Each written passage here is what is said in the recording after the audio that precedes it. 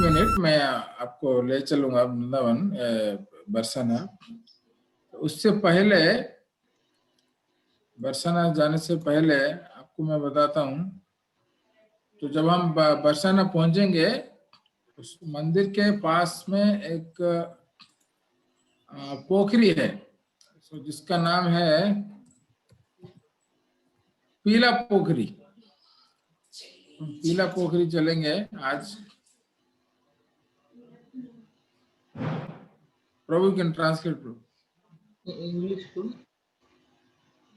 Just when we enter to Barsana, Barsana Radharani's temple, so there is a one pond, Prabhu. It's called Pila Pokhri. So ನಾವು ಬರ್ಸಾನಕ್ಕೆ ಹೋಗೋಕ್ಕಿಂತ ಮುಂಚೆ ಅಲ್ಲಿ ಒಂದು ಒಂದು ಕಲ್ಯಾಣಿ ತರ ಇದೆ. ಆ ಒಂದು ಕಲ್ಯಾಣಿಯ ಹೆಸರು ಪೀಲಾಕ್ ಪೋಕಡಿ ಅಂತ ಹೇಳ್ಬಿಟ್ಟು. ಸೊ ಅಲ್ಲಿಗೆ ನಾವು ಮೊದಲಿಗೆ ಹೋಗೋಣ.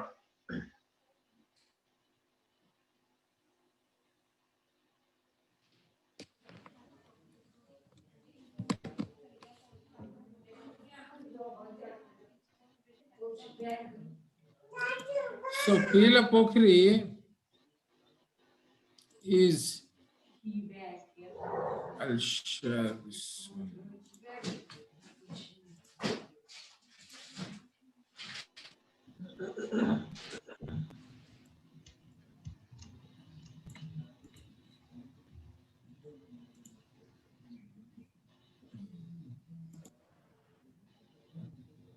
Pila Pokhri, you can see why it is named called Pila Pokhri, because Radharani actually, she washed her hand here. It was applied a turmeric on her hand. So Radharani here, she washed her hand. So this become a pila. So it become a yellowish color. So ಈ ಒಂದು ಕ್ಷೇತ್ರವನ್ನ ನಾವು ಪೀಲಾ ಪೋಕಡಿ ಅಂತ ಏನಕ್ಕೆ ಹೇಳ್ತೀವಿ ಅಂತಂದ್ರೆ, ಇಲ್ಲಿ ರಾಧಾರಾಣಿಯವರು ತಮ್ಮ ಒಂದು ಕೈಗಳನ್ನ ಇಲ್ಲಿ ತೊಳೆದಿದ್ರು, ಅರಿಶಿನ ಆಗಿರುವಂತಹ ಕೈಗಳನ್ನ. ಅದಕ್ಕಾಗಿ ಇದು ಒಂದು ಅರಿಶಿನದ ಕಲರ್ ಅಲ್ಲಿ ಈ ಒಂದು ನೀರಿದೆ. ಅದಕ್ಕಾಗಿ ನಾವು ಪೀಲಾ ಪೋಕಡಿ ಅಂತ ಹೇಳಿ ಇದಕ್ಕೆ ಹೆಸರು ಬರ್ತೀವಿ. तो यहाँ पे राधा रानी ने अपने हाथ धोए थे, तो उनका हाथ में एक्चुअली हल्दी लगाया गया था, तो इसके लिए वो यहाँ पे हाथ धोए थे, इसके लिए ये पीला हो गया। तो एक्चुअली जब कृष्णा गोकुल में रहते थे और राधा रानी वो रावल में रहते थे। एक्चुअली वृषभानु जी जो रहते थे वो रावल में उनका गांव था और कृष्णा का गोकुल में था। ಆಕ್ಚುಲಿ ಕೃಷ್ಣ ಗೋಕುಲದಲ್ಲಿ ಇರ್ತಾ ಇದ್ರು, ರಾಧಾರಾಣಿ ರಾವಲ್ದಲ್ಲಿ ಅನ್ನೋ ಒಂದು ಕ್ಷೇತ್ರದಲ್ಲಿ ಇರ್ತಾ ಇದ್ರು. तो एक्चुअली क्या होता था, जब कंसा ने अटैक किया बार बार कृष्णा के ऊपर, वो हमेशा कोई ना कोई राक्षस को भेजते थे कृष्णा को ये करने के लिए, मारने के लिए। तो नंद महाराज ने सोचा कि ये जगह और सेफ नहीं है, तो बेटर हम यहाँ से और कहीं चले जाते हैं। तभी वो नंद महाराज नंदगांव को शिफ्ट हो जाते हैं, क्योंकि वहां पे बहुत पहाड़ है, बहुत बड़ा पहाड़ है। तो नंद महाराज क्या करते हैं, वहां शिफ्ट हो जाते हैं नंदगांव में। तो तभी बरसाना राधा रानी के जो पिताजी विश्वानु, वो भी क्योंकि वो बहुत दोस्त थे, तो वो भी बोले हम भी यहाँ से चले जाएंगे। तो वो रावल छोड़ के वो बरसाना एक्चुअली शिफ्ट हो गए। ಸೊ ಆಗ ಕಂಸ ಪ್ರತಿ ದಿವಸ ಒಬ್ಬೊಬ್ಬ ರಾಕ್ಷಸರನ್ನ ಕಳಿಸ್ತಾ ಇರ್ತಾರೆ ವೃಂದಾವನಕ್ಕೆ. ಆಗ ಈ ನಂದ ಮಹಾರಾಜ್ ಯೋಚನೆ ಮಾಡ್ತಾರೆ, ಈ ಒಂದು ಜಾಗ ಏನಿದೆ ಇದು ಸುರಕ್ಷಿತವಾದಂತಹ ಸ್ಥಳ ಅಲ್ಲ ಅಂತೇಳಿ ಅವರು ನಂದಗಾವಿಗೆ ಎಲ್ಲರನ್ನು ಕೂಡ ಸ್ಥಳಾಂತರ ಆಗ್ತಾರೆ. ನಂದ ಮಹಾರಾಜು ಆಮೇಲೆ ಅಲ್ಲಿ ರಾವಲಲ್ಲಿದ್ದಂತಹ ರಾಜ ವೃಷಭಾನು ರಾಜ, ಅವರಿಬ್ರು ತುಂಬಾ ಸ್ನೇಹಿತರಾಗಿರ್ತಾರೆ. ಅವರನ್ನು ಕೂಡ ಬರ್ಸಾನಕ್ಕೆ ಅವರನ್ನು ಸ್ಥಳಾಂತರ ಆಗ್ಬಿಡ್ತಾರೆ.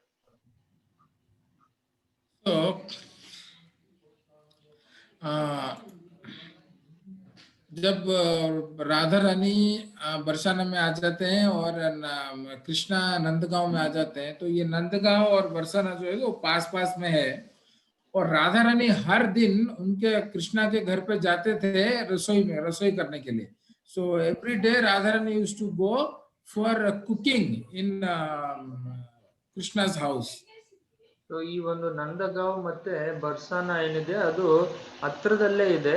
ರಾಧಾರಾಣಿ ಪ್ರತಿ ದಿವಸ ಕೃಷ್ಣನ ಮನೆಗೆ ಹೋಗ್ತಾ ಇದ್ರು. ಅಲ್ಲಿ ಹೋಗಿ ಅಡಿಗೆ ಮಾಡ್ಲಿಕ್ಕೆ ಅಂತ ಹೋಗ್ತಾ ಇದ್ರು. So here actually everybody calls Radharani as Kisori and to Krishna as Kishore actually. So ಇಲ್ಲಿ तो यहाँ ಒಂದು पे राधा रानी को सब लोग किशोरी कहते थे और कृष्णा को किशोर बुलाते थे।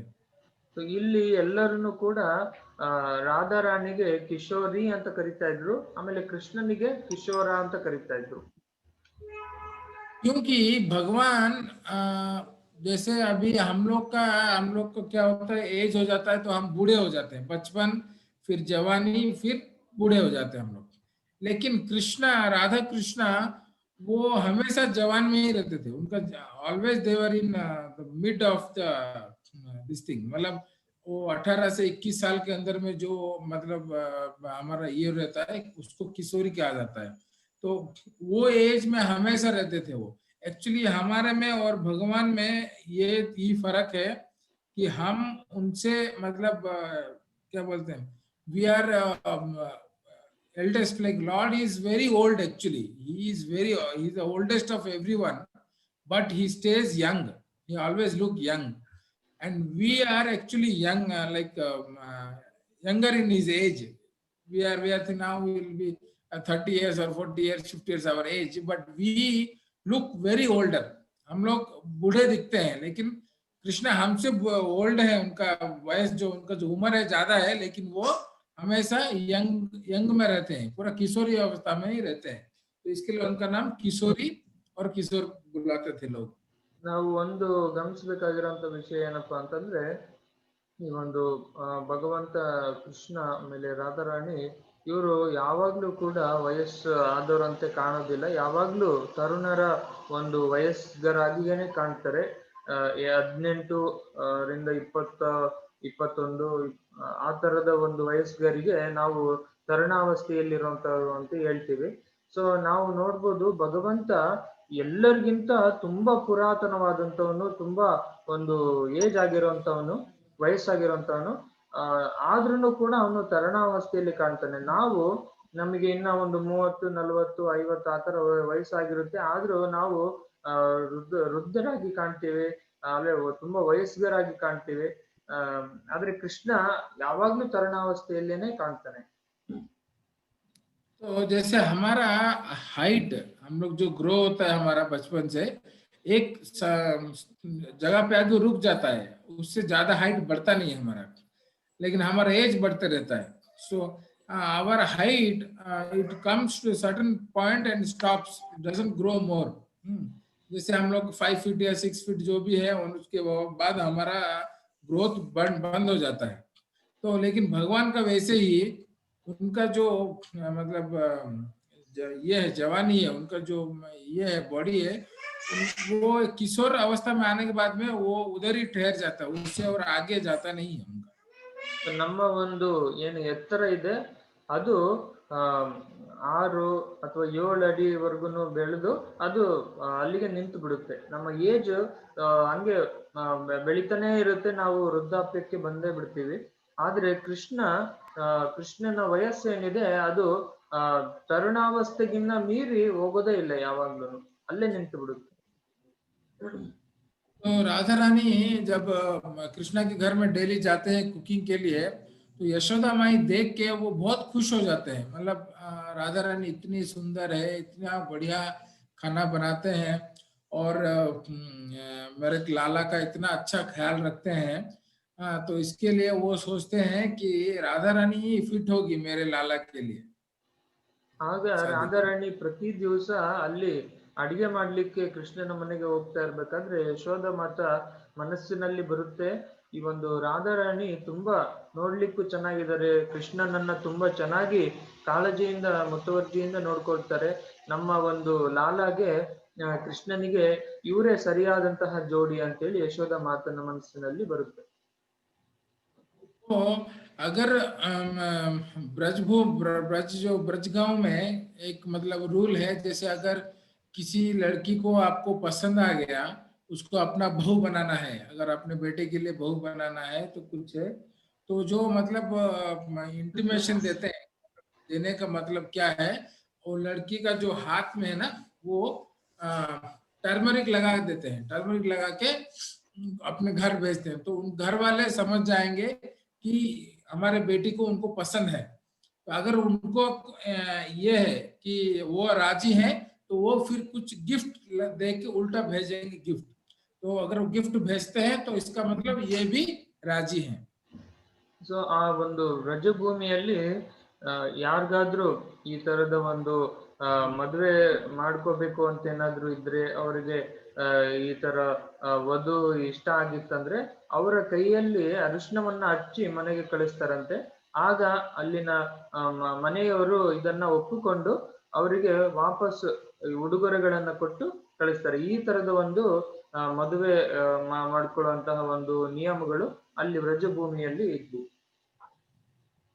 तो यशोदा मैया क्या करते हैं, राधा रानी के हाथ में पूरा हल्दी लगा देते हैं। हल्दी लगा के मतलब खुशी से वो हल्दी लगा देते हैं।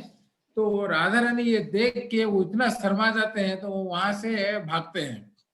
सो राधा रानी, यशोदा माई, she what she do, she applies turmeric on Radha Rani's hand, and that time Radha Rani becomes very shy and she runs from there.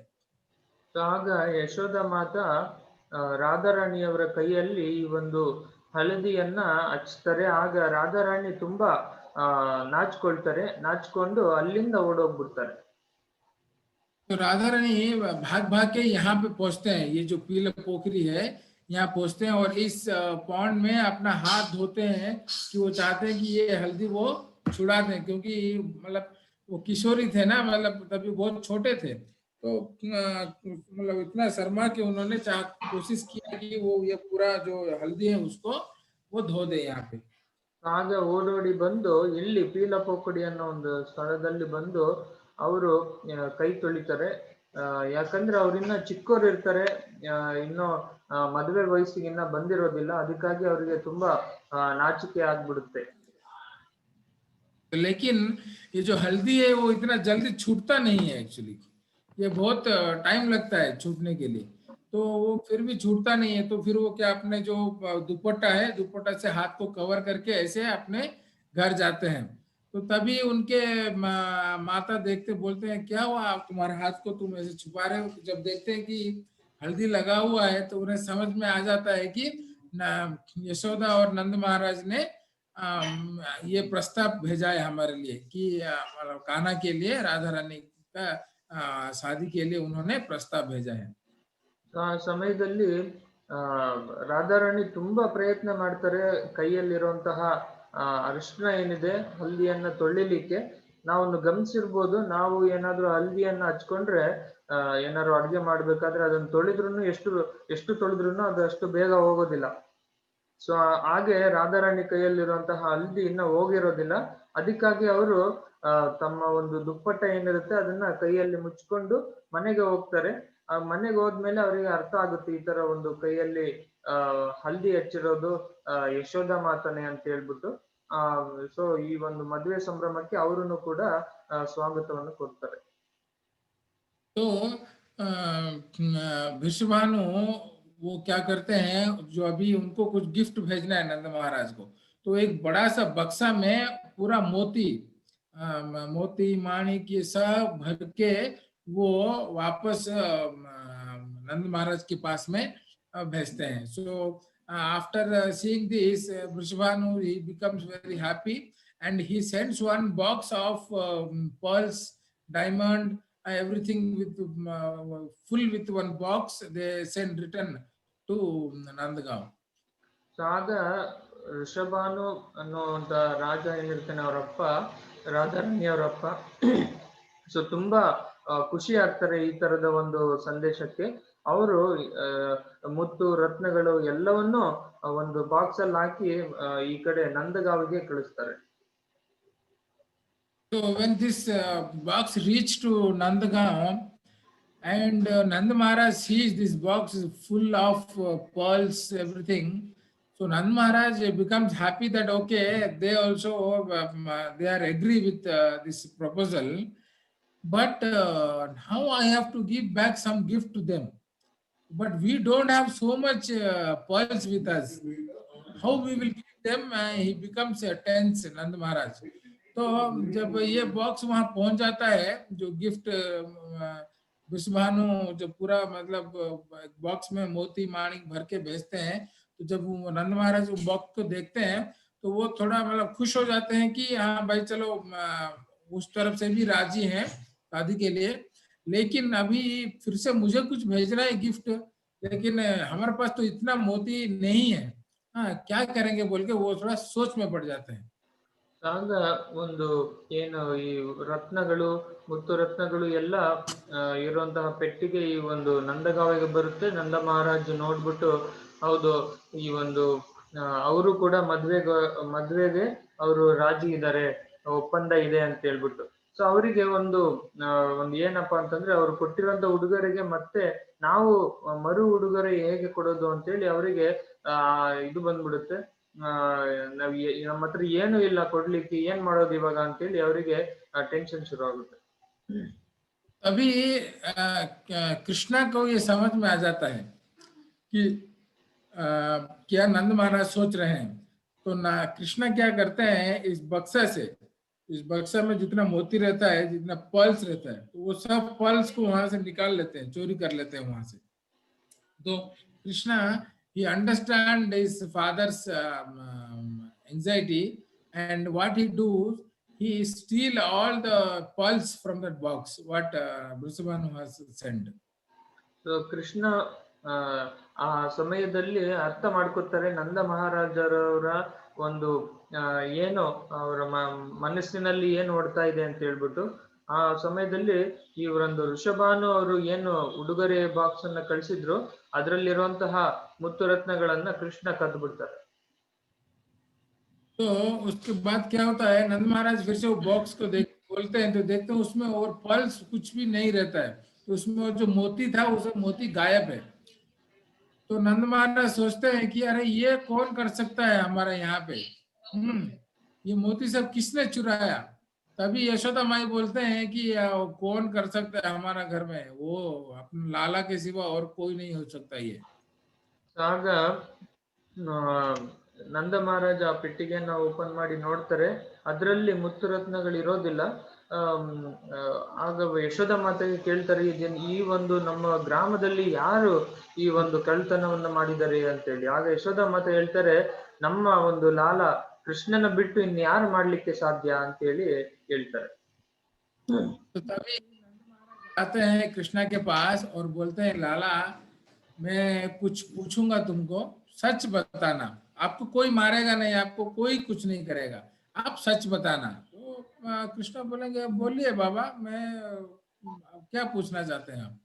तो तभी नंद महाराज पूछते हैं कि इसमें जो मोती सब था आपने लिया है क्या इसको. तो तभी कृष्णा बोलते हैं हाँ बाबा मैं लिया हूँ, मैं झूठ नहीं बोलूंगा आपको, मैं ही लिया हूँ. So Krishna agrees that yes, I have only stolen all the pearls. So then Nand Maharaj asks, what you have done of that? तो ये सब pearls क्या किया आप पूछते हैं. ಆಗ ನಂದ ಮಹಾರಾಜ್ ಕೃಷ್ಣನ ಹತ್ರ ಬಂದ್ಬಿಟ್ಟು ಕೇಳ್ತಾರೆ, ದಯವಿಟ್ಟು ಹೇಳು ಈ ಒಂದು ಮುತ್ತು ರತ್ನಗಳನ್ನು ನೀನು ಕದ್ದಿದ್ದ ಅಂತೇಳಿ. ಹೌದು ನಾನೇ ಕದ್ದಿದ್ದೆ ಅಂತೇಳಿ ಕೃಷ್ಣ ಒಪ್ಕೊಳ್ತಾರೆ. ಆಮೇಲೆ ನಂದ ಮಹಾರಾಜ್ ಕೇಳ್ತಾರೆ, ಈ ಒಂದು ಮುತ್ತು ರತ್ನಗಳನ್ನ ನೀನೆಲ್ಲ ಏನ್ ಮಾಡ್ದೆ ಅಂತ ಕೇಳ್ತಾರೆ. तो नंद महाराज को कृष्णा क्या बोलते हैं, आइए बाबा मैं आपको दिखाता हूँ बोल के उनका हाथ पकड़ के वो खींच के लेके जाते हैं उनके पेडी फील्ड में, बुलाते हैं आइए मैं क्या किया हूँ आपको दिखाता हूँ. तो वो बोलते हैं कि मैं यहाँ पे है ना मैंने सब पर्ल्स को मिट्टी में गाड़ दिया है और आप देखिए आपको वहां से पौधे आएंगे और वहां से बहुत सारे पर्ल्स निकलेंगे. So like this Krishna says to Nand Maharaj And Nand Maharaj, he laughs, he says, अरे बेटा ये जो पल्स है ना ये पेड़ से नहीं आता है, ये समंदर से आता है, आपको किसने बोल दिया ये पेड़ से आएगा, बोल के नंद महाराज हंसते हैं कृष्ण की बात पर. ಸೊ ಆಗ ಕೃಷ್ಣ ತಂದೆಯ ಒಂದು ಕಿರುಬೆರಳನ್ನ ಹಿಡ್ಕೊಂಡು ಹೊಲದ ಹತ್ರ ಕರ್ಕೊಂಡು ಹೋಗ್ತಾರೆ. ಬನ್ನಿ ತಂದೆ, ನಾವು ನಿಮಗೆ ತೋರಿಸ್ತೀವಿ, ನಾನು ಈ ಒಂದು ಈ ಮುತ್ತು ರತ್ನಗಳನ್ನ ಎಲ್ಲಿಟ್ಟಿದೀನಿ, ಏನ್ ಮಾಡಿದೆ ಅಂತ ಹೇಳ್ಬಿಟ್ಟು ತೋರಿಸ್ತೀನಿ ಅಂತ ಹೇಳಿ. ಸೊ ಆಗ ಕೃಷ್ಣ ಹೇಳ್ತಾರೆ, ಎಕ್ಸ್ಪ್ಲೇನ್ ಮಾಡ್ತಾರೆ, ನಾನು ಈ ಒಂದು ಮುತ್ತು ರತ್ನಗಳನ್ನ ಈ ಭೂಮಿಯಲ್ಲಿ ಮೊಳಕೆಗಾಗಿ ಇಟ್ಟಿದ್ದೀನಿ, ಅದು ಬೆಳೆಯುತ್ತೆ, ಬೆಳೆದು ಗಿಡ ಆಗಿ ನಮಗೆ ಈ ಒಂದು ಮುತ್ತು ರತ್ನಗಳು ಬೆಳೆ ಕೊಡುತ್ತೆ, ಅವಾಗ ನಾವು ಮತ್ತೆ ವಾಪಸ್ ಕೊಡಲಿಕ್ಕೆ ಸಾಧ್ಯ ಆಗುತ್ತೆ ಅಂತ ಹೇಳ್ತಾರೆ. ಆಗ ನಂದ ಮಹಾರಾಜರು ತುಂಬಾ ನಗ್ತಾರೆ. ಈ ಒಂದು ಮುತ್ತು ರತ್ನ ಬರೋದು ಸಮುದ್ರದಿಂದ, ಇದು ಗಿಡದಿಂದ ಬರೋದಿಲ್ಲ ಅಂತೇಳಿ ನಗ್ತಾರೆ. लेकिन कृष्ण कहते हैं कि नहीं बाबा, आप देखिए, आप आइए मेरे साथ, मैं आपको दिखाता हूँ, वहां पे ऑलरेडी पौधे हो चुके हैं. तो जब नंद महाराज वहां पहुंचते हैं, सही में देखते हैं कि बहुत सारे लता निकले हुए हैं और उसके अंदर से बहुत रंग बिरंग, व्हाइट, येलो, पीला, नीला कलर के मोती, हर जगह पौधे में मोती ही मोती है. ಸೊ ಆಗ ಕೃಷ್ಣ ಹೇಳ್ತಾರೆ, ಇಲ್ಲ ಈ ಒಂದು ಗಿಡದಿಂದನೇ ಬರುತ್ತೆ ಅಪ್ಪ ಅಂತೇಳಿ, ಬನ್ನಿ ನಿಮಗೆ ಇನ್ನ ಮುಂದೆ ಸ್ವಲ್ಪ ತೋರಿಸ್ತೀನಿ ಅಂತೇಳಿ ಕರ್ಕೊಂಡು ಹೋಗ್ತಾರೆ. ಅಲ್ಲಿ ಗಿಡದಲ್ಲಿ ಈ ಗಿಡದಲ್ಲಿ ಇದೆಲ್ಲ ಸಿಗುತ್ತೆ. ಈ ಒಂದು ಮುತ್ತು ರತ್ನಗಳು ಏನು ಈ ಒಂದೊಂದು ಕೆಂಪಾಗಿರುತ್ತೆ, ಒಂದೊಂದು ನೀಲಿ ಕಲರ್ ಇರುತ್ತೆ, ಈ ತರದ ಒಂದು ಬಣ್ಣದ ಮುತ್ತು ರತ್ನಗಳು ಗಿಡದಲ್ಲಿ ಬೆಳೆದು ಬಿಟ್ಟಿರುತ್ತೆ. तो तभी नंद महाराज देख के वो मतलब आश्चर्य हो जाते हैं. फिर बाद में नंद महाराज खुश हो जाते हैं कि चलो यार बहुत अच्छा हुआ. तो नंद महाराज इतना पल्स वहां से निकलता है, इतना वो खेती से आता है पल्स, तो नंद महाराज क्या करते हैं, पूरा एक बुल्ला काट, एक बैलगाड़ी में पूरा भर के मोती बेचते हैं बरसाना. तो actually Nand Maharaj becomes very happy seeing this, and he takes all the pulse and he fill with one bullakat. So much pulse they will get and they send to Barsana. ಆಗ ನಂದ ಮಹಾರಾಜ್ ತುಂಬಾ ಖುಷಿ ಆಗ್ತಾರೆ ಈ ಒಂದು ಮುತ್ತು ರತ್ನಗಳು ಬೆಳೆದಿರೋದನ್ನ ನೋಡಿ. ಅವರು ಒಂದು ಎತ್ತಿನ ಗಾಡಿಯಲ್ಲಿ ಈ ಒಂದು ಮುತ್ತು ರತ್ನಗಳನ್ನ ತುಂಬಿಸ್ತಾರೆ ಅಲ್ಲಿ ಮತ್ತೆ ವೃಷಭಾನವರಿಗೆ ಕಳಿಸ್ಲಿಕ್ಕೋಸ್ಕರ. तभी मतलब उन्हें भी समझ में आ जाता है कि ओके चलो ठीक है, अभी हम लोग शादी के बारे में सोचते हैं. वृषभानु सब लोग डिसाइड करते हैं कि हम लोग अभी ये दोनों का ब्याह कर देंगे. So we will do the marriage ceremony of Radha Krishna. They decides. Prabhu, your screen is not visible. ಆ ಸಮಯದಲ್ಲಿ ನಂದ ಮಹಾರಾಜರು ಈ ಋಷಭಾನ ಅವರೆಲ್ಲ ಸರಿ ಆಯ್ತು, ಇವಾಗ ನಾವೆಲ್ಲ ಒಂದು ಉಡುಗೊರೆಗಳನ್ನ ಕಳಿಸಿದ್ದೀವಿ, ಇಬ್ರು ಸೇರ್ಕೊಂಡು ಇವಾಗ ಮದುವೆ ಬಗ್ಗೆ ನಾವು ಚರ್ಚೆಯನ್ನ ಮಾಡೋಣ ಅಂತೇಳಿ ಅವರು ಹೇಳ್ತಾರೆ. One minute, bro. The screen is not coming, no? Yeah.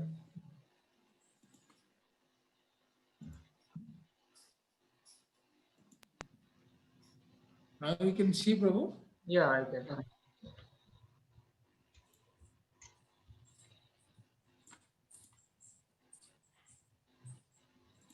तो क्या होता है कि ये लोग डिसाइड किए कि इनका मैरिज हो जाएगा. लेकिन जो वहाँ के जो मतलब जो कंट्रोल ये थे, मतलब क्या बोलते हैं, जो पुरोहित थे, जो मतलब ये शादी का, मैरिज का, ये का जो तिथि निकालते हैं, तो मतलब वो जो बोलते हैं ना कुलगुरु, उनके मतलब जो ब्रजभूमि के जो कुलगुरु थे, तो उनको ये न्यूज जाता है, तो वो बोलते हैं कि अगर ये शादी हो गया, अगर राधा कृष्णा का शादी हो गया, तो ये जो वृंदावन में यहाँ पे जो भगवान का लीला चल रहा है, जो डेली नित्य लीला करते हैं ये तो बंद हो जाएगा, और ये बंद हो गया तो फिर ब्रजभूमि का महत्व क्या रह जाएगा। तो ये वो कहते हैं कि ये शादी मैं होने नहीं दूंगा।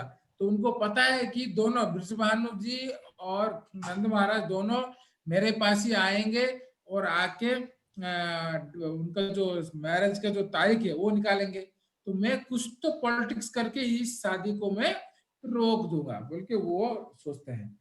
ಸೊ ಆಗ ಆಯ್ತು ಸರಿ ಎಲ್ಲ ಒಂದು ಸಿದ್ಧತೆಯನ್ನ ಮಾಡ್ಕೊಳ್ಳೋಣ ಅಂತೇಳಿ ನಂದ ಮಹಾರಾಜ್ ಮತ್ತೆ ವೃಷಭಾನು ಈ ಒಂದು ರಾಜ ಇಬ್ರುನು ಆಸ್ಪಾಸಲ್ಲಿ ಮಾತಾಡ್ಕೊಳ್ಳೋಣ ಅಂತೇಳಿ ಮ್ಯಾರೇಜ್ಗೆಲ್ಲ ಇದ್ ಮಾಡ್ಕೋತಾರೆ. ಅಲ್ಲಿ ವ್ರಜಭೂಮಿಯಲ್ಲಿ ಒಬ್ಬ ಕುಲಗುರು ಅಂತ ಇರ್ತಾರೆ ಈ ಒಂದು ಮ್ಯಾರೇಜ್ ಅನ್ನ ಒಂದು ಮದುವೆಯನ್ನ ಮಾಡಿಸ್ಲಿಕ್ಕೆ. ಸೊ ಅವರಿಗೆ ಒಂದು ದಿವ್ಯ ಜ್ಞಾನ ಇರುತ್ತೆ ಮುಂದೆ ನೋಡುವಂತದ್ದು. ಸೊ ಅವ್ರು ಏನ್ ಮಾಡ್ತಾರೆ, ಈ ಒಂದು ಮದುವೆ ಏನಾದ್ರೂ ಆಯ್ದ್ರೆ, ರಾಧಾಕೃಷ್ಣರ ಮದುವೆ ಏನಾದ್ರೂ ಆಯ್ತಂತಂದ್ರೆ ಇಲ್ಲಿ ನಡೀತಿರುವಂತಹ ಲೀಲೆಗಳಿಗೆ ಅಂತಿಮ ಸಿಕ್ಬಿಡುತ್ತೆ, ಮತ್ತೆ ಲೀಲೆಗಳು ಆಗೋದಿಲ್ಲ. ಹಂಗ ಆಗ್ಬಿಟ್ರೆ ವ್ರಜಭೂಮಿಗೆ ಇರುವಂತಹ ಮಹತ್ವ ಆದ್ರೂ ಏನ್ ಉಳ್ಕೊಳ್ಳುತ್ತೆ ಅಂತೇಳಿ ಹೆಂಗಾದ್ರೂ ಮಾಡಿ ಈ ಒಂದು ಮದುವೆಯನ್ನ ನಿಲ್ಲಿಸ್ಬೇಕು. ಸೊ ಈ ಒಂದು ಋಷಭಾನು ಮತ್ತೆ ನಂದ ಮಹಾರಾಜ್ ನನ್ನ ಹತ್ರನೇ ಬರ್ತಾರೆ, ಮದುವೆಯ ಒಂದು ಇಷ್ಟಗೋಷ್ಠಿಯನ್ನ ಇಟ್ಕೊಂಡು ಮನಸ್ಸಿನಲ್ಲಿ ಇಟ್ಕೊಂಡು ಬರ್ತಾರೆ. ಸೊ ನಾನು ಈ ಹೆಂಗಾದ್ರೂ ಮಾಡಿ ಈ ಮದುವೆನ ನಿಲ್ಲಿಸ್ತೀನಿ ಅಂತ ಹೇಳಿ ಹೇಳ್ತಾರೆ ಕುಲಗುರು. तो जब नंद महाराज और वृषभानु उनके पास जाते हैं डेट निकालने के लिए, तो तभी वो बोलते हैं कि ये जो साल है ना बहुत बुरा है शादी के लिए। हाँ, तो अभी तो ये बच्चे हैं, एक साल जो भी होगा एक साल के बाद होगा, और अभी नहीं हो सकता है ये शादी, क्योंकि अभी जो मतलब टाइम है, शनि है, ये है वो करके वो इस शादी को टाल देते हैं। तो राधा रानी का और कृष्णा का शादी हो नहीं पाता है। तो तभी एक्चुअली इसके लिए ये पीला पोखरी उसके लिए है। तो राधा रानी ने आके यहाँ पे हाथ धोया था। तो अभी हम बरसाना चलेंगे। एक्चुअली आज टाइम नहीं है, लेकिन आज बहुत पास टाइम्स है, हाँ बढ़िया बढ़िया पास टाइम्स है, तो कोशिश करेंगे खत्म करने के लिए। तो अभी हम बरसाना चलते हैं। ಆಗ ಕುಲಗುರು ಅವರು ಈ ಒಂದು ಮದ್ವೆಯನ್ನ ಇಟ್ಕೊಂಡು ಅವರಿಬ್ರು ಬಂದಿರ್ತಾರೆ. ಅವರಿಗೆ ಈ ಒಂದು ವರ್ಷ ಏನಿದೆ ಇದು ತುಂಬಾ ಚೆನ್ನಾಗಿಲ್ಲ ಮದ್ವೆಗೋಸ್ಕರ, ಶನಿ ಕುಂತಿದ್ದಾರೆ, ಗುರುಬಲ ಇಲ್ಲ, ಹಾಗೆ ಹೀಗೆ ಅಂತ ಹೇಳ್ಬಿಟ್ಟು ಮದುವೆಯನ್ನ ಮುರಿತಾರೆ. ಸೊ ಇಷ್ಟಿತ್ತು ಈ ಒಂದು ಪೀಲಾ ಪೋಕಡಿಯ ಒಂದು ಲೀಲೆ. ಈಗ ನಾವು ಬರ್ಸಾನಕ್ಕೆ ಹೋಗೋಣ. ಹರೇ ಕೃಷ್ಣ.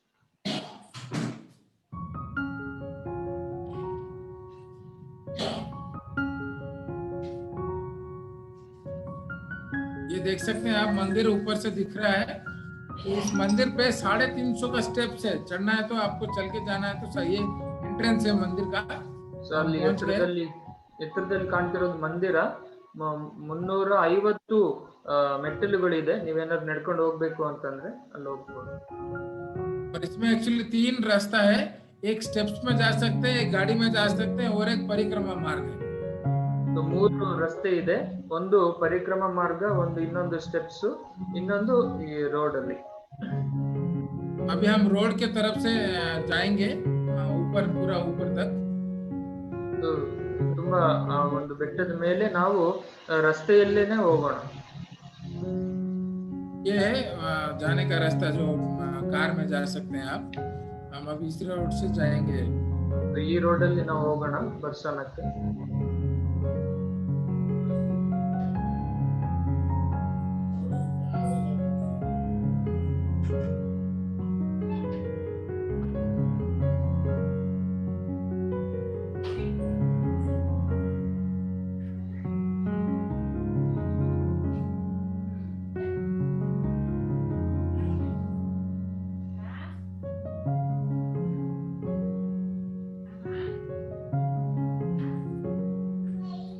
यहाँ पे एक बहुत बड़ा गौशाला है, तो आप जब जाएंगे कभी बरसाना तो देख सकते हैं, यहाँ पे बहुत बड़ा सा गौशाला है। ಇಲ್ಲಿ ತುಂಬಾ ದೊಡ್ಡ ಒಂದು ಗೋಶಾಲೆ ಇದೆ. ಸೊ ನೀವೇನಾದ್ರೂ ಬರ್ಸಾನಕ್ಕೆ ಹೋದ್ರೆ ಅದನ್ನ ನೋಡ್ಬೋದು.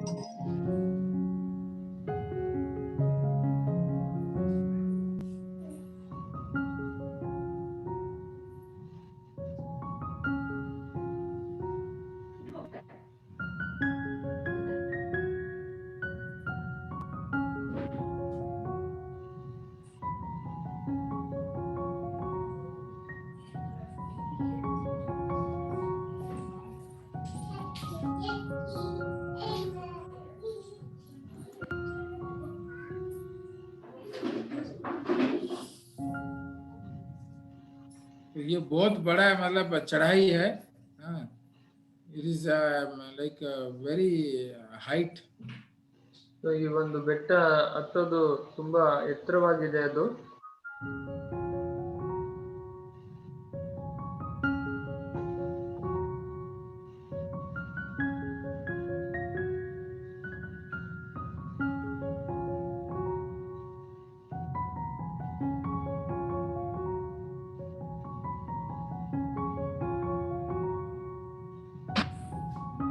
और ये पहुंच गए हम लोग ऊपर. यहाँ पे पार्किंग है और ये जो मंदिर के अंदर हम जा रहे हैं, ये राजा जयपुर के राजा ने उनके वाइफ के लिए बनाया था. उनके वाइफ जो है बहुत ही मतलब कृष्णा के भक्त थे, बहुत बड़े भक्त थे. उनके लिए उन्होंने इस मंदिर को बनाया है. ये ಸೊ ಈ ಒಂದು ನಾವು ಮೇಲ್ಗಡೆ ಬರ್ಸಾನದ ಮೇಲ್ಗಡೆ ಹೋಗಿದ್ದೀವಿ. ಇಲ್ಲಿ ಜೈಪುರದ ಒಂದು ರಾಜ ತನ್ನ ಪತ್ನಿಗೋಸ್ಕರ ಅಂತ ಹೇಳಿ, ಅವರು ತುಂಬಾ ಕೃಷ್ಣ ಭಕ್ತರಿರ್ತಾರೆ, ಅವರಿಗೋಸ್ಕರ ಅಂತ ಹೇಳಿ ಈ ಮಂದಿರವನ್ನು ಮಾಡಿರ್ತಾರೆ. ये जो मतलब मंदिर है जिस पहाड़ पे, एक्चुअली इसको कहा जाता है ब्रह्मा जी का सिर है. ये एक्चुअली ये ब्रह्मा जी का मतलब हेड है. और नंदगांव जो है वो शिवा नंदी का हेड है वो. तो यहाँ पे दो आप देख सकते हैं, दो मतलब पहाड़ है बड़ा बड़ा. तो एक में लाली का मंदिर है और एक में ये मंदिर है. तो अभी हम लाली का मंदिर की तरफ जाएंगे. ಸೊ ಈ ಒಂದು ಬೆಟ್ಟದಲ್ಲಿ ಏನು ಜೈಪುರ್ ರಾಜ ಕಟ್ಟಿರ್ತಾರಲ್ಲ, ಆ ಒಂದು ಇದಕ್ಕೆ ನಾವು ಬ್ರಹ್ಮಾಜಿಯ ಒಂದು ತಲೆ ಅಂತ ಹೇಳ್ಬಿಟ್ಟು ಹೇಳ್ತಾರೆ. ನಂದಗಾವಿಗೆ ಒಂದು ನಂದಿಯ ಒಂದು ತಲೆ ಅಂತ ಹೇಳ್ಬಿಟ್ಟು ಹೇಳ್ತಾರೆ. ನಾವು ಮತ್ತೆ ಇವಾಗ ಕಾಳಿ ಮಂದಿರಕ್ಕೆ ಹೋಗೋಣ.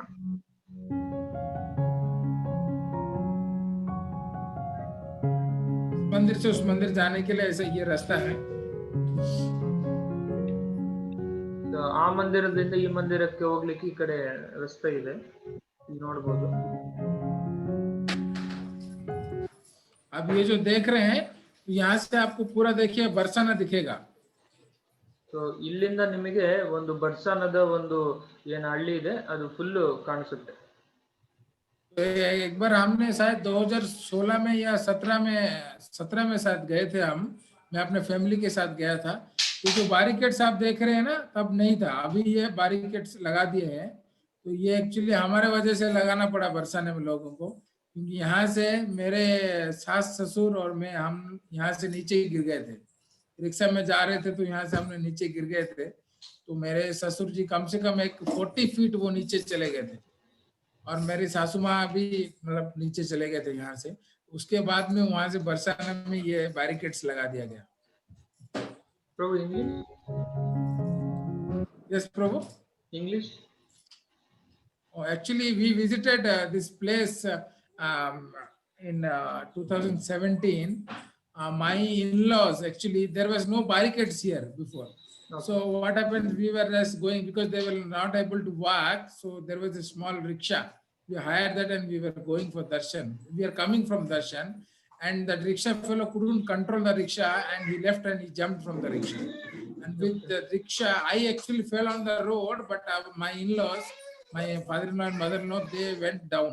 So my father, almost 40 feet down he went, and they were totally seriously injured there. So immediately after that, the Barsana, the government, they have put that barricade there that nobody can fall. ಹಾ, so 2017ರಲ್ಲಿ ಪ್ರಭುಜಿ ಅವರು ಈ ಒಂದು ಬರ್ಸಾನಕ್ಕೆ ಹೋಗಿರ್ತಾರೆ. ಆಗ ಈ ಒಂದು ಆಟೋ ರಿಕ್ಷಾದಲ್ಲಿ ಹೋಗ್ತಿರ್ಬೇಕಾದ್ರೆ ಆಟೋ ರಿಕ್ಷಾ ಅಲ್ಲಿ ಉಳ್ಕೊಂಡ್ಬಿಟ್ಟಿರುತ್ತೆ. Auto, it was a rickshaw, cycle rickshaw ಅಂತ ಇರುತ್ತೆ, ಕರೆಂಟ್ ಇಂದ ಇರುತ್ತಲ್ಲಿ. ಸೊ ಆ ತರದ ಒಂದು ರಿಕ್ಷಾದಲ್ಲಿ ಹೋಗಿರ್ತಾರೆ. ಸೊ ಆ ಒಂದು ರಿಕ್ಷಾ ಉಳ್ಕೊಂಡ್ಬಿಟ್ಟಿರುತ್ತೆ. ಪ್ರಭುಜಿ ಈ ಕಡೆ ಬೀಳ್ತಾರೆ. ಅವರು ಒಂದು ಏನ್ ಅತ್ತೆ ಮಾವ ಅವರೆಲ್ಲ ಏನಿರ್ತಾರೆ, ಅವರು ಒಂದು 40 ಅಡಿ ಕೆಳಗಡೆ ಅವರು ಹೋಗಿ ಬಿದ್ದ್ಬಿಟ್ಟಿರ್ತಾರೆ. ಅವರಿಗೆ ತುಂಬಾ ಗಾಯಗಳಾಗ್ಬಿಟ್ಟಿರುತ್ತೆ. ಸೊ ಇದೇ ಒಂದು ಕ್ಷೇತ್ರದಲ್ಲಿ ಹಂಗ ಆಗ್ಬಿಟ್ಟಿರುತ್ತೆ. ಅದು ಆ ಬ್ಯಾರಿಕೇಡ್ ಏನಿದೆಯಲ್ಲ, ಅದು ಮೊದ್ಲು ಇರ್ಲಿಲ್ಲ. ಇವಾಗ ಸ್ವಲ್ಪ ಎಲ್ಲ ಸುರಕ್ಷತೆ ಮಾಡಿ ಎಲ್ಲಾರ್ಗು ಯಾವುದೇ ತರದ ತೊಂದರೆ ಆಗ್ಬಾರ್ದು ಅಂತ ಹೇಳಿ ಆತರ ಹಾಕಿದ್ದಾರೆ ಇವಾಗ. It was such a big accident, but rather in His mercy that actually it was they were saved actually from that. ತುಂಬಾ ತುಂಬಾ ದೊಡ್ಡದ ಅಂತಹ ಒಂದು ಆಕ್ಸಿಡೆಂಟ್ ಅದು. ಬಟ್ ಅದು ರಾಧಾರಾಣಿಯ ಒಂದು ಮರ್ಸಿಯಿಂದ ನಾವು ಉಳ್ಕೊಂಡಿದ್ವಿ.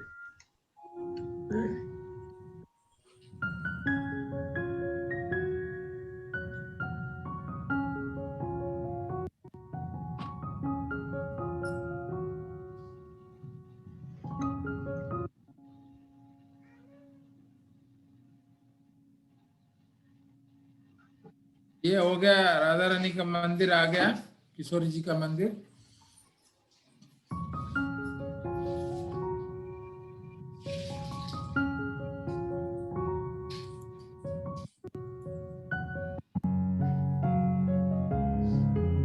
ये एंट्रेंस है मंदिर का।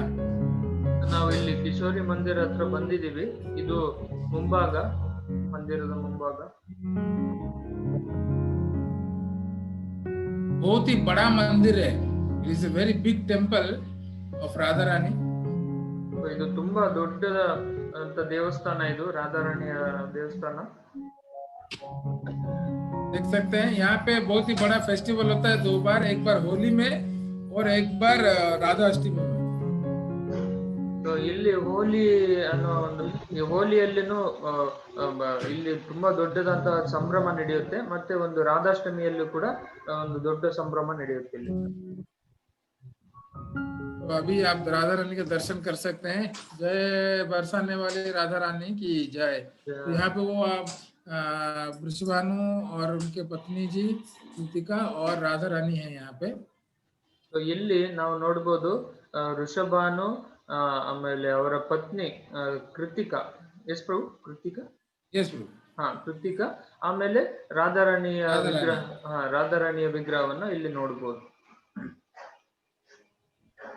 अभी हमारे पास 10 मिनट है, लेकिन पास टाइम बहुत है, तो मैं 2 पास टाइम एक्चुअली सोचा था बोलूंगा आज, लेकिन समय नहीं है। कल मैं अगर आप लोग को मतलब इच्छा है तो मैं कल बता सकता हूँ फिर से राधा रानी के बारे में। नहीं, और एक छोटा सा है पास टाइम, मैं आपको क्विकली 5 मिनट में बताता हूँ, तो जल्दी बताऊंगा। तो ये जो पहाड़ है, तो इस पहाड़ में 4 बोलते हैं कि ब्रह्मा जी का चतुर्मुख है वो, लेकिन उस जो पहाड़ जहाँ पे खत्म होता है, तो वहां पे और एक पहाड़, 2 पहाड़ ऐसे खत्म होते हैं। तो उस मतलब एक गली से रास्ता है, तो वहां पे एक ही आदमी पास कर सकता है, तो ऐसा है। तो वो जाने आने का रास्ता है वो। उस पार एक गांव है, जिस गांव में दही, मक्खन, बटर ये सब बहुत मिलता है। So there is the 2 hills come together, so there it's become a very small way, and that people used to go from that way to that village. There is a village, after that is where you get all butter, milk, everything, like it is cheap and too much they produce these all things. ಆ ಒಂದು 2 ಬೆಟ್ಟದ ಏನಿದೆ ಇಲ್ಲಿ ಬರ್ಸಾನದಲ್ಲಿ 4 ಬೆಟ್ಟಗಳಿದೆ. ಆ 4 ಬೆಟ್ಟಗಳನ್ನ ಬ್ರಹ್ಮಾಜಿಯ ತಲೆ ಅಂತ ಹೇಳ್ತೀವಿ. ಅಲ್ಲಿ 2 ಬೆಟ್ಟಗಳ ಮಧ್ಯೆ ಒಂದು ಚಿಕ್ಕದಾದಂತಹ ಒಂದು ದಾರಿ ಹೋಗುತ್ತೆ. ಅದರಲ್ಲಿ ಒಬ್ರು ಮಾತ್ರ ಹೋಗ್ಲಿಕ್ಕೆ ಸಾಧ್ಯ ಆ ಒಂದು ಹಳ್ಳಿಗೆ, ಅಲ್ಲಿ ಒಳಗಿರುವಂತಹ ಹಳ್ಳಿಗೆ. ಸೊ ಆ ಹಳ್ಳಿಯಲ್ಲಿ ಎಷ್ಟೊಂದು ಬೆಣ್ಣೆ, ತುಪ್ಪ, ಆಮೇಲೆ ಹಾಲು ಅಲ್ಲಿ ಉತ್ಪಾದನೆಯನ್ನ ಮಾಡ್ತಾರೆ, ತುಂಬಾ ಕಡಿಮೆ ದರದಲ್ಲಿ ನಮಗೆಲ್ಲರಿಗೂ ಸಿಗುತ್ತೆ। तो राधा रानी और सखी एक्चुअली वही रास्ते से जाते हैं, उस गांव से सारा दही मक्खन लेके अपने सिर पे मटका में आते हैं उसी रास्ते में। तो तभी वहां पे क्या है ना, कृष्णा क्या करते हैं, उस जो गली है, मतलब जहाँ पे एक ही आदमी पास कर सकता है, तो वो वहीं बैठे रहते हैं। और जब राधा रानी लोग पहुंचते हैं, तो वो कहते हैं कि मैं यहाँ का जो राजा है उसका बेटा हूँ, और आप लोगों को, आप लोग ये जो लेके आ रहे हो दही दूध वहां से, इसको बेचने के लिए ला रहे हो, तो आप लोग बिजनेस कर रहे हो, पैसा बना रहे हो, तो इसके लिए आपको टैक्स देना पड़ेगा। ಆಗ ಅಲ್ಲಿ ಒಂದು ದಾರಿಯಲ್ಲಿ ಕೃಷ್ಣ ನಿಂತ್ಕೋತಾರೆ. ಈ ಒಂದು ರಾಧಾರಾಣಿ ಅವರ ಸಖಿಯವರು ಇದೇ ದಾರಿಯಲ್ಲಿ ಹೋಗಿ ಅಲ್ಲಿ ಹಾಲು, ತುಪ್ಪ, ಈ ಬೆಣ್ಣೆಯನ್ನ ತಗೊಂಡ್ಬರ್ತಾರೆ. ಸೊ ಆಗ ಕೃಷ್ಣ ಹೇಳ್ತಾರೆ, ನೀವು ಈ ಒಂದು ಪದಾರ್ಥಗಳನ್ನ ಮಾರಾಟಕ್ಕೆ ನೀವು ತಗೊಂಡು ಹೋಗ್ತಾ ಇದ್ದೀರಾ, ನಾನು ಇಲ್ಲಿಯ ಒಂದು ರಾಜ, ಯಾರಾದ್ರೂ ಮಾರಾಡ್ಬೇಕಂತಂದ್ರೆ ಇಲ್ಲಿ ನಮಗೆ ಟ್ಯಾಕ್ಸ್ ಅನ್ನ ಕಟ್ಟಬೇಕು ಅಂತ ಹೇಳಿ ಕೃಷ್ಣ ಹೇಳ್ತಾರೆ। दूर बंद। सो तभी राधा ने बोलते हैं कि मैं यहाँ का राजा का बेटी हूँ, तो मैं किसी को टैक्स नहीं दूंगा बोल के ऐसे राधा रानी बोलते हैं। ಆಗ ಕೃಷ್ಣಗೆ ರಾಧಾರಾಣಿ ಅವರು ಹೇಳ್ತಾರೆ, ನಾನು ಇಲ್ಲಿಯ ಒಂದು ರಾಜರ ಮಗಳು, ನಾನು ಯಾರಿಗೂ ಕೂಡ ಎಲ್ಲಿ ಟ್ಯಾಕ್ಸ್ ಅನ್ನ ಕೊಡೋದಿಲ್ಲ ಅಂತ ಹೇಳ್ತಾರೆ. तो तभी मधुमंगन कृष्णा का मतलब लॉयर जैसे आके वो बोलते हैं कि तुम्हारा पिताजी इधर लोकल का, ये लोकल जगह का राजा हो सकता है, लेकिन नंद महाराज जो है पूरा ब्रज भूमि ब्रज मंडल का राजा है, तो इसके लिए तुम्हें टैक्स देना पड़ेगा. ಸೊ ನಿಮ್ಮ ಒಂದು ತಂದೆ ಇದಾರಲ್ಲ, ಅವರು ಈ ಒಂದು ಸಣ್ಣ ಜಾಗಕ್ಕೆ ಮಾತ್ರ ಅವರು ರಾಜ, ಆದ್ರೆ ನಂದ ಮಹಾರಾಜ್ ಏನಿದಾರಲ್ಲ, ನಂದಗಾವಿನ ನಂದ ಮಹಾರಾಜ್, ಅವರು ಇಡೀ ಒಂದು ವ್ರಜ ಭೂಮಿಗೆನೆ ಅವರು ರಾಜ ಇದ್ದಂಗೆ, ಹಾಗಾಗಿ ನೀವು ಟ್ಯಾಕ್ಸ್ ಕೊಡ್ಲೇಬೇಕು ಅಂತೇಳಿ ಹೇಳ್ತಾರೆ. तो तभी ललिता सखी वो राधा रानी के लॉयर जैसे निकल के बोलते हैं, अरे देखो इस लड़के को कितना घमंड है, हाँ, he is totally puffed up, huh? You were staying in Gokul and Kamsa was sending every day people to kill you, so that's why you all run away from there. You crossed Yamuna and came here, and Radharani's father Vishwan who gave you a small village, उन्होंने एक गांव दिया आपको, जहाँ पे अभी आप लोग हैं, हमारे राजा के दया में आप इधर है, और आप बोल रहे हैं कि आप नंद महाराज पूरा ब्रजभूमि का राजा है, देखो इस लड़के को कितना घमंड है बोल के ललिता सखी ऐसे बोलते हैं. ಆಗ ಲಲಿತ ಸಖಿ ಹೇಳ್ತಾರೆ, ಈ ಹುಡುಗನಿಗೆ ನೋಡು ಎಷ್ಟು ಒಂದು ಬೀಗ್ತಾನೆ, ಇವನು ಒಂದು ಗರ್ವದಿಂದ ಬೀಗ್ತಾನೆ. ಕಂಸ ಪ್ರತಿ ದಿವಸ ರಾಕ್ಷಸರನ್ನ ಇವರನ್ನ ನಾಶ ಮಾಡ್ಲಿಕ್ಕೋಸ್ಕರ ಕಳಿಸ್ತಾ ಇದ್ರು. ಅವ್ರು ಅಲ್ಲಿಂದ ಎದ್ರುಕೊಂಡು ಓಡಿ ಬಂದು ಈ ಒಂದು ಯಮುನಾ ನದಿಯನ್ನ ಪಾರು ಮಾಡಿ ಇಲ್ಲಿ ಬಂದಿದ್ದಾರೆ. ಇಲ್ಲಿ ನಮ್ಮ ಒಂದು ರಾಜ ಋಷಭಾನು ಇವರಿಗೆ ದಯೆಯನ್ನ ತೋರಿಸಿ ನಂದಗಾವನ್ನ ಕೊಟ್ಟಿದ್ದಾರೆ. ಈಗ ಇವರನ್ನೇ ಒಂದು ರಜಭೂಮಿಯ ಎಲ್ಲಾ ಒಂದು ದೊಡ್ಡ ರಾಜ ಅಂತೇಳಿ ಇವರು ಬೀಗ್ತಾ ಇದ್ದಾರೆ. ನೀವು ನಮ್ಮ ಶರಣದಲ್ಲಿರೋದು, ನಮ್ಮ ಕರುಣೆಯಲ್ಲಿ ನೀವು ಬದುಕ್ತಾ ಇರೋದು ಅಂತೇಳಿ ಲಲಿತಾ ಅವರು ಹೇಳ್ತಾರೆ. तभी राधा रानी क्या कर, मतलब ये बहुत आर्ग्यूमेंट होता है, तभी मधुमंगल बोलते हैं, ये तो मैंने हम लोग कभी सुना नहीं है, तो तुमने अपना मन का बात से बना दिया ये स्टोरी, ऐसा तो किधर लिखा ही नहीं है. हाँ, हमको कोई भगाया, हम तो सबको भगाते हैं, कृष्णा सबको भगाता है, ये तुम झूठ बोल रहे हो करके मधुमंगल बोलते हैं ललिता सखी को. और तभी राधा रानी में कृष्णा में क्या होता है, राधा रानी कृष्णा को ऐसे मतलब चल बाजू हट करके उसको ऐसे कृष्णा को ऐसे कर देते हैं.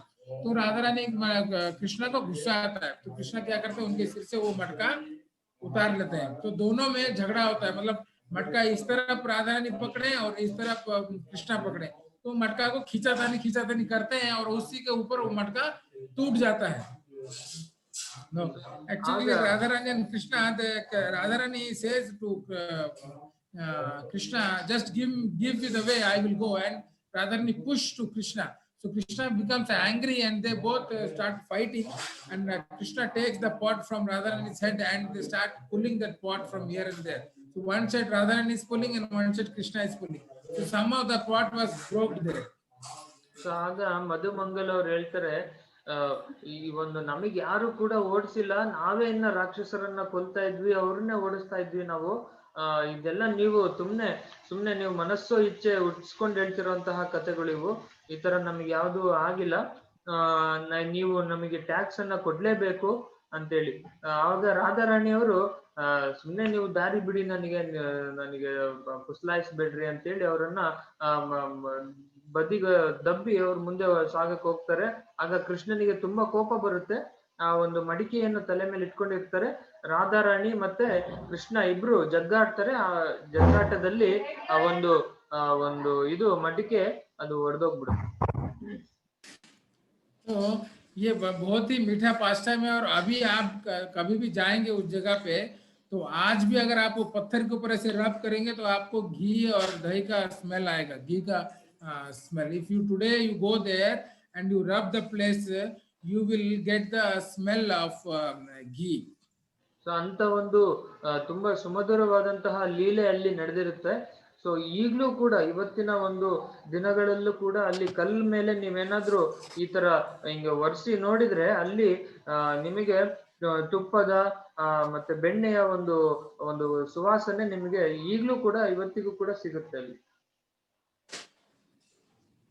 तो अभी एक्चुअली और भी पास टाइम है, बरसाना का बहुत ही मीठा पास टाइम है। लेकिन क्या करें, समय हो गया तो हमको यहीं पे रुकना पड़ेगा। तो कल हम बरसाना थोड़ा सा और जो पास टाइम है उसको कंटिन्यू करेंगे, उसके बाद में हम नंदगांव चलेंगे कल। ಇನ್ನು ತುಂಬಾ ಒಂದು ಕಥೆಗಳು ಇದಾವೆ. ಸೊ ಆದ್ರೆ ನಾವು ಸಮಯದ ಒಂದು ಬೆಲೆಯನ್ನ ಕೊಟ್ಟು ಇವತ್ತಿಗೆ ಇಲ್ಲಿಗೆ ವಿರಾಮವನ್ನು ಮಾಡೋಣ. ಮತ್ತೆ ನಾಳೆ ಇನ್ನ ಮುಂದಿನ ಒಂದು ಕಥೆಗಳನ್ನ ನೋಡೋಣ. समय कैसे चला गया पता ही नहीं चला। तो ऐसे होता है कृष्णा का पास टाइम्स, अगर हम उनके पास टाइम्स ये करेंगे तो कैसे समय चला जाएगा पता ही नहीं चलेगा। We will not able to know the time how passes when you discuss about Lord Krishna's pastimes.